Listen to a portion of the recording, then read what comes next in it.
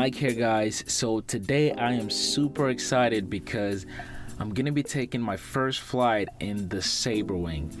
If you've been following my channel, I've covered this airplane very recently. It's an experimental two-place airplane that you can build yourself.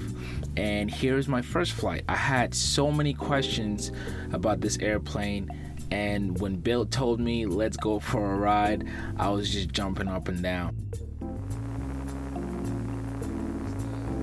Takeoff distance on this? It depends on weight, temperature, all those kinds of things. So we're not going to try to show off or anything right now. We're just no, please don't. Want to fly as safe as possible. So power check, pressure check. Tail's coming up. Now this I rotate about 80.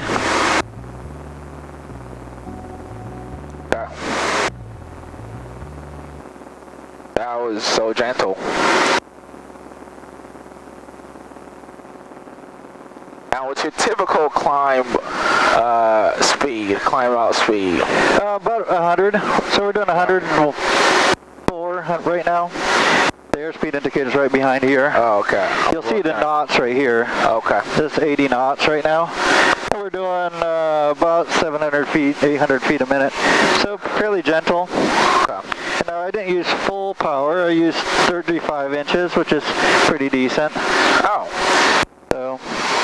That's interesting. I've always thought you always take off on full power. Well, I can boost more, but it's harder on the engine. It's still plenty of power for this airplane. Right. So. Oh yeah, you did mention this is turbocharged. Yep. Okay. So the only data you're getting on that screen. Well, right now it's set up IFR. Let me change the map mode out. Okay. To VFR. So VFR. So right now it should show. Let me turn the plates off. Hide approach plates. Okay, so now it's a VFR, basically your sectional screen. Of course, I've got in there. It looks like the Millennium Falcon. So yeah. But you can zoom in and out, and this will couple to the autopilot if I have a flight plan. And can this airplane be built for IFR? Yeah. Is it IFR capable? Yeah. The IFR is really just what you put in it for radios. Right. The airplane will do it. It's whether you're going to put in the correct radios and stuff for it. Okay. So, like right now, you can let go. The airplane will fly itself. So we're climbing out of 500. Now if I want to do a turn on this autopilot right now, I just got it set up for tracking. So I can just turn the knob and... It's climbing very smoothly.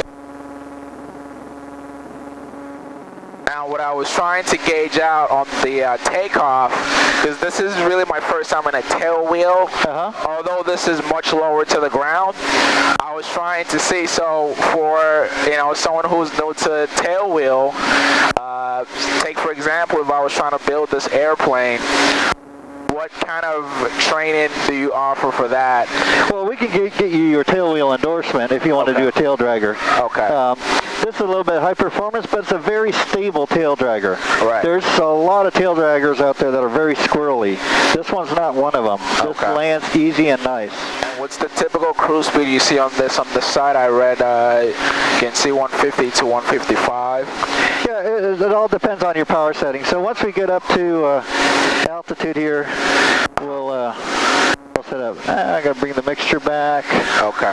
I see right now the fuel is 8 gallons an hour. Right. Although it's still climbing. Yep. So I'm gonna watch my EGT. Now in your videos I saw, this aircraft has been to Oshkosh and back, which is four times. Pretty long distance. So I'm curious, how the comfort level is. For me, for example, my legs are definitely longer. So slide your legs down. Right. So if I sit my legs down, this is just like this is nicer than if I was on the rudder pedals. But you did say the rudder pedals are adjustable for whoever's flying. Yeah, I'm short-legged. Right. So I'm comfortable, you know, and I've got plenty of room. But some people, now the nice thing on when you build your airplane, you like this panel. Some people do it higher or lower, move the panel farther forward or closer, wherever you want it for you. Okay. We want to be able to give people that flexibility to build the airplane for them. Okay. So we don't provide a panel, we just provide a template, and then you can do with it as you please. So. Now, questions I'm definitely going to be asking you later on video about the engine itself, because being an experimental, and for me, I get excited when I think of car engines being used as, for airplanes and for flying, because there's nothing more experimental than that. But there are a lot of critics out there that would say, you can't use a car engine, or they're skeptical about it. But this plane, like you said, you've been flying it for a while now. Yeah, we've got 400 hours on it now. Wow. Okay. Or just close to, and 4 years. And you've used it on pretty long leg flights. Oh yeah, the longest we did was this last, as far as non-stop, was Tennessee to Oshkosh at 5.5 hours. Wow. Okay. All right, so we're coming up to 3,500. Right. And it's going to pitch down here in just a second.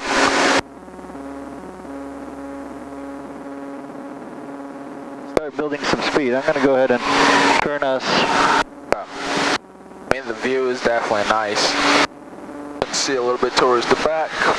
Links here. Now the one thing you'll find on this, it'll start picking up speed like no one's business. Really? There's very little drag. So we're doing 150 right now. Oh wow, okay. Oh, and this is in miles per hour. Yeah.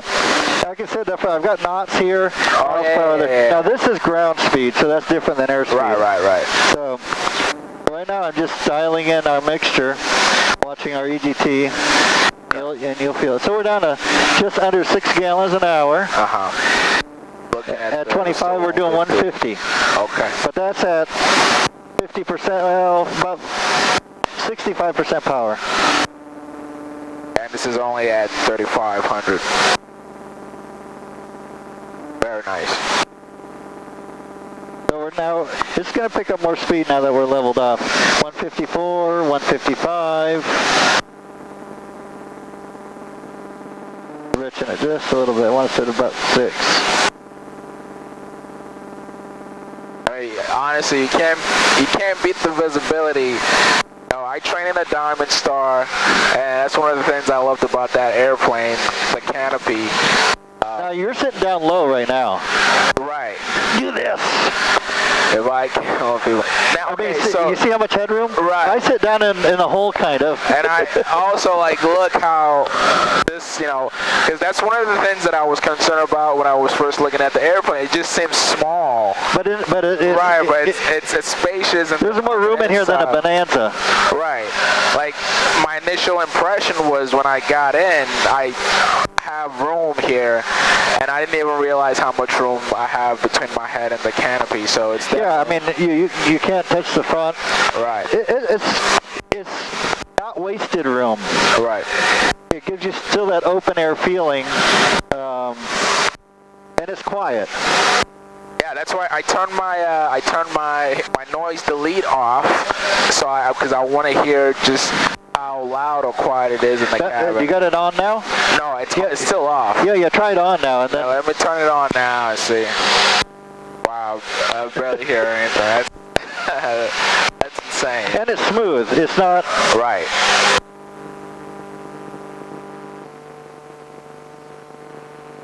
Okay, the autopilot is now off. Okay. I'm going to power it back just a little bit for you. Now, pitch is more sensitive on this than the ailerons, especially up at speed. We're doing 157. I'll slow it down. I'll go down to 21 inches. Okay, so you always just have to just really light, because if oh wow, okay. Your pitch is much more sensitive. Roll is stiffer. Okay. Oh, okay. So the airplane's yours. You can kind of play with it, but just watch outside. Okay. And just do a turn. It'll be very smooth now. It'll go where you put it, so it's Wherever you put it it'll stay there. A lot of people at first they have a hard time. They kind of go all over and they say, let go, and the airplane stops. So most of any of that, your up or down or where you feel uncomfortable with it has to do with you. Right. And you just learn it. Now you don't need to be on the rudders at all. It will do coordinated turns without rudder input. Are you serious? Yeah, so just you keep your feet off the rudders, okay, and it will do the smoothest, nicest turns. Okay. And one of the reasons I'm also interested in Tailwheel is I've heard they make you a better stick and rudder pilot. Absolutely. In this airplane, it takes finesse. It's like driving a Porsche versus driving a Buick. Right. But it only takes a few minutes, and then you're like, okay, I got it. Yeah.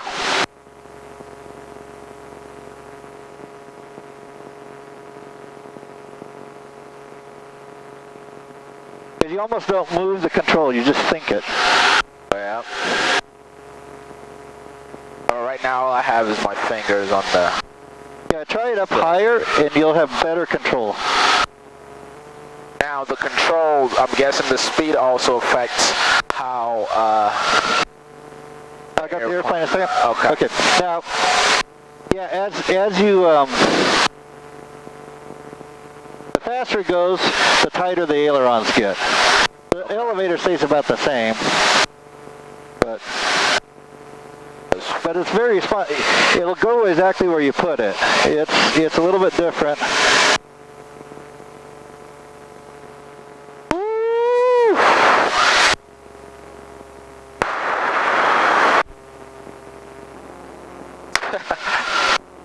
That was crazy. Now, is there something, so this is the turbo engine in this particular aircraft, and I'm guessing you don't necessarily fly it the same as the standard 100 horsepower, or how many horsepower do we have in this? This one's about 130, 140. Okay.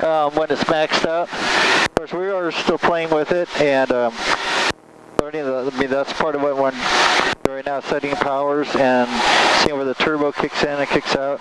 Okay. And what improvement in performance do you get with the turbo compared to the... Well, I can go up to 20,000 feet and still have power. Oh, wow. So that's the biggest power. thing. Okay. Okay, now let's see, we're sitting right at 90. Uh-huh. So that's pretty close to best by, but I mean, we're not descending very fast. I mean, you'll probably get 400 and 500 feet a minute, but that's very, very reasonable for the distance we cover. Right. So you can cover, for every 1,000 feet of altitude, you can do about 2.5 miles. Wow. All right, we're just going to come back in and land.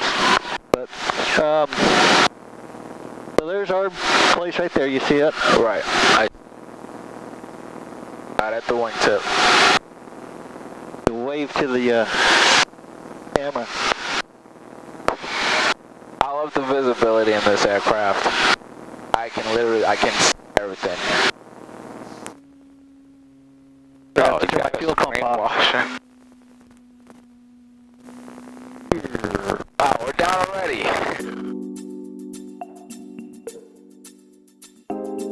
I have to be honest, guys, the Saberwing is by far one of the smoothest airplanes that I've ever flown. From takeoff to cruise to some of the maneuvers that we did, first impressions, honestly, very little vibration, literally almost no vibration in the cockpit, and also the noise level in the cockpit was very good.